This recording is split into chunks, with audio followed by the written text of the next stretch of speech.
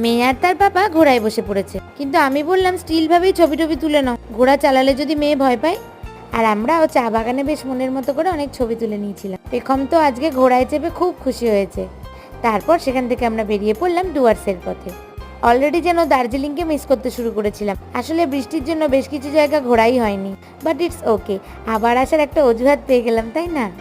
আমরা গাড়িতে খুব এনজয় করতে করতে যাচ্ছিলাম, যেটা একটা লাইফ টাইম মেমোরি হয়ে থাকবে।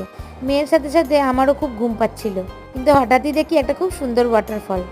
যদিও সেখানে আর নেমে ওঠা হয়নি। আমরা এবার ধীরে ধীরে সমতলের পথে নামছিলাম।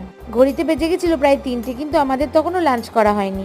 ভেবেছিলাম একেবারে হোটেলে গিয়েই লাঞ্চ করব, কিন্তু এসব সাইট সিন করতে করতে অনেকটাই দেরি হয়ে গেছিল। তাই আমরা নেমে পড়লাম একটা রেস্টুরেন্টের সামনে কিছু হালকা ফুলকা টিফিন করার জন্য, কারণ আমাদের খাবার অলরেডি বলা ছিল হোটেলে। জায়গাটার নামটা ঠিক মনে নেই, কিন্তু দেখো এখানে আমাদের কারা ওয়েলকাম করছে। বাকিটা দেখতে থাকো পরের ব্লগে।